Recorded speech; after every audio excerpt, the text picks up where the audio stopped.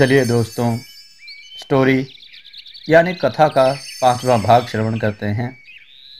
इधर तक्षक नाग ने तो अपना डेरा रास्ते में जमा लिया और उधर व्याधराज धनंतर राजा पारिक से विदा लेकर 1600 शिष्यों के साथ अपने आश्रम की ओर चल दिए। वहीं दूसरी तरफ नागलोक में राजा वासुकी ने अपने दूतों को पृथ्वीलोक जाकर तक्षक पर निगरानी रखने का हुक्म दिया ताकि मुसीबत में उसकी सहायता की जा सके। महाराज का हुक्म सुनकर दूत तुरंत पृथ्वीलोक की ओर चल दिए और पृथ्वीलोक पर पहुंचकर तक्षक की आंखों में धूल झोंककर पास के जंगल में ही छिपकर तक्षक की निगरानी करने लगे। कुछ देर बाद धनंतर वैद्य की जमात उसी मार्ग से चली आ रही थी। आधे शिष्य धनंतर वैद्य के आगे चल रहे थे और आधे शिष्य पीछे चल रहे थे। बीच में धनंतर वैद्य बड़े ठाठ से चल रहे थे। उनके कदमों से उड़ती धूल आकाश में एक गोलाकार आकृति बना रही थी। अब जैसे ही तक्षक की नज़र उस जमात पर पड़ी तो वह तुरंत उठ खड़ा हुआ और एक बहुत ही सुंदर सोने की छड़ी का रूप धारण कर बीच मार्ग में गिर गया। इधर जो शिष्य धनंतर वैद्य के आगे चल रहे थे उन सभी ने छड़ी उठाने के लिए दौड़ लगा दी। क्योंकि छड़ी दूर से ही चमक रही थी इसलिए उन्हें इसे देखने में कठिनाई ना हुई। छड़ी उठाने के लिए शिष्य ऐसे टूट पड़े मानो जैसे काफी दिन बाद एक भूखे आदमी को खाने की प्लेट मिल गई हो। छड़ी की चमक ने शिष्यों के मध्य तनाव उत्पन्न कर दिया था। हर कोई उसे पाने के लिए उतावला था। एक कहने लगा, यह छड़ी मेरी है, मैंने इसे दूर से ही देख लिया था। दूसरा बोला, लेकिन सबसे पहले मैंने इसे छुआ है इसलिए यह मेरी हुई। छड़ी को पाने के लिए उनका लालच इतना बढ़ चुका था कि अब वे सब झूठ का सहारा लेने लगे। शिष्यों का आपसी संघर्ष देखकर धनंतर वैद्य भी वहां पहुंच गए और बोले, क्या हुआ शिष्यों, आप किस वार्ता को लेकर तनाव कर रहे हैं? तभी उनमें से एक शिष्य बोला, महाराज, ये सभी इस सोने की छड़ी को हथियाने के लिए विवाद कर रहे हैं। वैदराज ने शिष्यों का विवाद समाप्त करने के लिए छड़ी उनसे छीन ली और खुद के गले में टांग ली। अब शिष्यों का झगड़ा खत्म हो गया और वे सभी फिर वैदराज के आगे आगे चल दिए। दोस्तों, छड़ी को अपने गले में डालकर तक्षक का आधा कार्य तो खुद धनंतर वैद्य ने ही कर दिया था। अब तक्षक ने सोचा, एक यही मौका है इसे परलोक पहुंचाने का, और तक्षक नाग ने अपने असली रूप यानी नाग बनकर वैद्य जी की गर्दन पर डस लिया और सर से झाड़ियों में गायब हो गया। अब तक्षक तो अपनी जान बचाते हुए भाग गया, किंतु धनंतर वैद्य वहीं गिर पड़े। क्योंकि उनकी नज़र खुद की गर्दन पर नहीं जा सकती थी इसलिए वे बेसुध होकर तड़पते रहे। अपने गुरु की ऐसी दशा देखकर सभी शिष्य रोने लगे। शिष्यों को यूं रोता हुआ देख धनंतर वैद्य बोले, पुत्रों, मेरी बात ध्यान से सुनो। सभी शांत हो गए। मुझे तक्षक नाग ने डसा है। क्योंकि मेरी दृष्टि काटे हुए निशान पर नहीं पहुंच सकती इसलिए मेरा मरना तय है। मेरे मरने के बाद मुझे धरती में दफना देना और ठीक 6 महीने बाद मुझे खोद कर निकाल लेना। मैं आपको जीवित मिलूंगा। और यदि 6 महीने से पहले ही कोई भयंकर विपदा आन पड़ी तो तुम सभी मुझे निकाल कर मेरी सब्जी बनाकर मिल बांट कर खा लेना, जिससे मेरी सारी विद्याएं तुम्हारे अंदर आ जाएंगी और तुम सभी धनंतर वैद्य बन जाओगे। बस इतनी बात बताकर धनंतर वैद्य ने अपने प्राण त्याग दिए। सभी शिष्यों का रो रो कर बुरा हाल था। वे रोते हुए अपने गुरु के लिए समाधि बना रहे थे। जब समाधि खुदकर तैयार हुई तो नीम के ढेर सारे पत्ते समाधि में डालकर वैद्य जी को दफना दिया गया और सभी शिष्य वहीं बैठकर 6 महीने गुजरने का इंतजार करने लगे। जब तक्षक नाग धनंतर वैद्य का अंत कर नागलोक पहुंचा तो वहां खूब जोरों शोरों से तक्षक का स्वागत किया गया। ढोल ताशों की ध्वनि से पूरा नागलोक गूंज उठा। प्रसन्नता से व्याकुल राजा वासुकी ने अपने गले से मोतियों की माला उतार तक्षक को आदर से पहना दी और उसे विश्राम करने के लिए भेज दिया। भूरिया नाग भी वहां बैठा बैठा यह सारा नजारा देख रहा था और मन ही मन जल रहा था। उसने खुद से वादा किया कि मैं भी कुछ बड़ा कारनामा करके जरूर दिखाऊंगा। अब तक्षक नाग को तो विश्राम के लिए भेज दिया गया और उसी दौरान दूत जो पृथ्वी लोग भेजे गए थे वे भी दरबार में उपस्थित हो जाते हैं।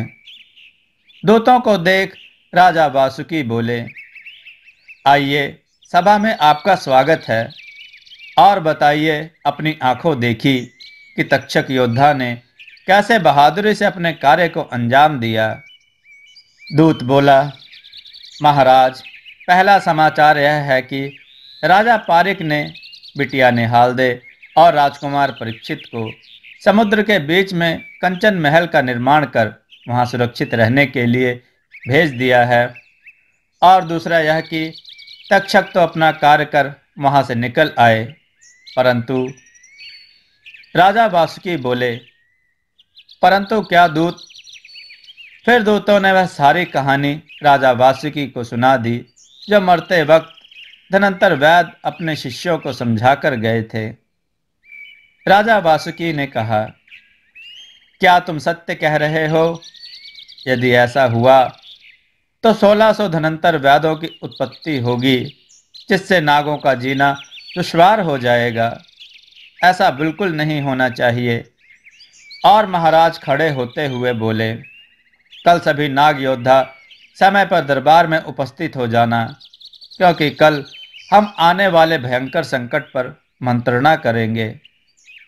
अगले दिन सभी नाग योद्धा व मंत्रीगण समय पर दरबार में एकत्रित हो जाते हैं। दरबार में सभी के उपस्थित होने के बाद राजा वासुकी बोले, सभागणों, हमारे अनुसार आप सभी जानते हैं कि इस सभा का आयोजन किस उद्देश्य से किया गया है। फिर भी हम आपको याद दिलाना चाहते हैं, यदि 6 महीने बाद धनंतर वैद्य जीवित हो जाता है तो हमारे लिए बहुत दुखदायक समाचार होगा, और यदि उसके सभी शिष्य धनंतर वैद्य बन जाते हैं तो इसका भी बहुत भयंकर परिणाम नागों को भुगतना पड़ेगा। इसलिए हम चाहते हैं कि आप कोई ऐसा उपाय खोजें कि यह दोनों ही काम सफल ना हो सकें। दोस्तों, ये स्टोरी आपको कैसी लग रही है? कमेंट में अपने विचार जरूर दें। मित्रों, ऐसे ही मंत्रणा करते हुए 5 महीने बीत गए, किंतु किसी को कोई उपाय नहीं सूझ पा रहा था। आखिरकार राजा वासुकी ने 7 पान का बीड़ा फिर सभा में डाल दिया और कहा, जो भी नाग योद्धा इस संकट को सुलझाएगा और परीक्षित का अंत करने में सफल होगा, उसे हम नागलोक का आधा राज्य भेंट कर देंगे। भूरिया नाग को अब एक अवसर दिखने लगा था, अपनी नाकामयाबी को सफलता में बदलने का अवसर। वह तुरंत अपने सिंहासन से खड़ा हुआ और सभा में पड़े बीड़े के पान को चबा गया और फुफकार कर बोला, महाराज, आप सभी निश्चिंत रहिए, अब मैं कार्य को अंजाम देकर ही लौटूंगा। भूरिया नाग के इस साहस के कारण सभा में अब उसके लिए प्रशंसा के स्वर निकलने लगे थे। राजा वासुकी ने कहा, भूरिया, हमें आपसे यही आशा थी। हम जानते हैं ऐसा कोई कार्य नहीं जो आप ना कर सकें। और भूरिया नाग सभी को प्रणाम कर पृथ्वीलोक की ओर चल दिया। वहां दूसरी तरफ धनंतर वैद्य के शिष्यों में मतभेद होने लगा था। अपने गुरु को लेकर उनके मन में अलग अलग धारणाएं बनने लगी थी। एक शिष्य बोला, मित्रों, मुझे नहीं लगता धरती में इतने दिन दफन होने के बाद किसी का शरीर जैसे का तैसा निकलेगा। मुझे लगता है हमारे गुरुजी का शरीर अब गल चुका होगा और हम यहाँ बेवकूफ़ों की तरह बैठकर इंतज़ार कर रहे हैं। फिर क्या था, आधे शिष्यों ने उसकी बात का स्वागत किया और बोले, हाँ भाई, यह ठीक कह रहा है। लेकिन फिर भी आधे शिष्यों का मत था कि गुरुजी अभी भी धरती में सुरक्षित हैं। आखिर सभी शिष्यों में समझौता हुआ कि हम सब मिलकर गुरुजी को खोद कर देखते हैं। अगर उनका शरीर सुरक्षित है तो हम उसे वापस दफना देंगे, और यदि शरीर गल चुका है तो हम उनका अंतिम संस्कार कर यहाँ से आश्रम चले जाएंगे। फिर शिष्य वैदराज धनंतर की कब्र खोदने लगे। कब्र खोदने के बाद शिष्य क्या देखते हैं कि धनंतर वैद का पूरा शरीर जैसे का तैसा था, किंतु उनका सर गायब था। यह दृश्य देखकर सभी शिष्य चकित रह जाते हैं। सभी शिष्य यह समझ चुके थे कि अनजाने में उन्होंने एक ऐसी भूल की है जिसने सदा के लिए उनसे उनका गुरु छीन लिया था। वे सभी गुमसुम खड़े अपने गुरु के अचेत शरीर को निहारते रहे। सभी की आंखों से पश्चाताप के स्वर निकल रहे थे, जिन्हें दूर दूर तक कोई सुनने वाला नहीं था। तभी उनमें से एक शिष्य अपनी चुप्पी तोड़ता हुआ कहा, यदि हम 5 की जगह 6 महीने में खोदते तो गुरुजी का सिर भी धड़ से जुड़ जाता और वह जीवित हो उठते। यह बात सुन दूसरे शिष्य ने कहा, अब कुछ नहीं हो सकता। अब हम सभी को गुरुजी की वह बात याद करनी चाहिए जो उन्होंने मरते वक्त हमसे कही थी कि यदि तुम मुझे 6 महीने से पहले ही निकाल लेते हो तो सभी मुझे बनाकर मिल बांट कर खा लेना। सभी शिष्यों ने अपना 50-50 का गुट बनाया और मांस आपस में बांट लिया। जब शिष्य मांस पकाने की तैयारी कर रहे थे तभी भूरिया नाग ब्राह्मण का वेश धारण कर वहां पहुंच जाता है। एक ब्राह्मण को डेरे में आया देख सभी शिष्य आकर ब्राह्मण को दंडवत प्रणाम करते हैं। तो ब्राह्मण के वेश में भूरिया नाग बोला, पुत्रों, यह तुम किस प्रकार का भोजन पका रहे हो? इसकी महक बहुत ही अप्रिय है। तब उनमें से एक शिष्य ब्राह्मण को सारी कहानी सुनाता है और बोला, इसलिए हम अपने गुरुजी का मांस पका रहे हैं। ब्राह्मण बना भूरिया नाग बोला, अरे बेवकूफ़ों, यह तुम क्या कर रहे हो?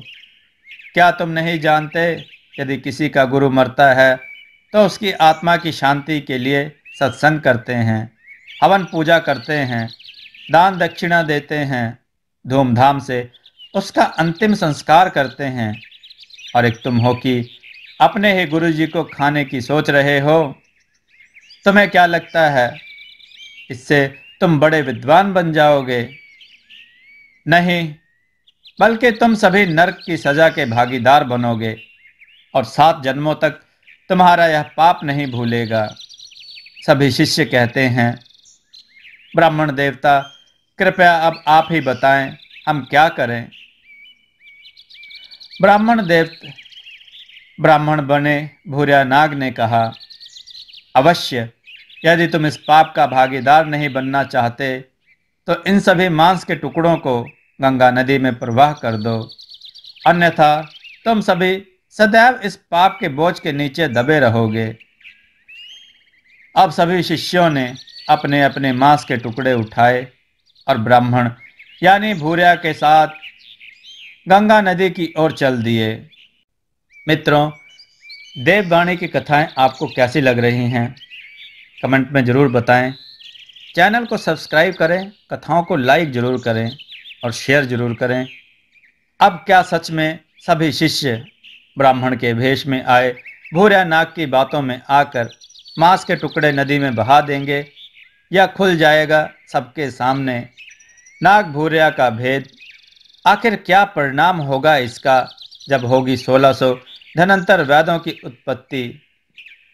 भूरिया नाग 1600 धन्वंतर व्याधों की उत्पत्ति रोकने में सफल होगा या नहीं, जानने के लिए देववाणी चैनल को सब्सक्राइब करके रखें, नोटिफिकेशन बेल दबा के रखें और ऑल करें, जिससे वीडियो के नए नए भाग और नई नई वीडियो आपको सुनने को सबसे पहले मिले। दोस्तों, आपको यह कथा कैसी लगी अपने विचार और सुझाव कमेंट में जरूर दें। हमारी कथाओं को लाइक करें, हमारे चैनल को सब्सक्राइब करना न भूलें, हमारी कथाओं को शेयर जरूर करें जिससे लोगों को अच्छा ज्ञान प्राप्त हो। जय श्री राम भक्तों।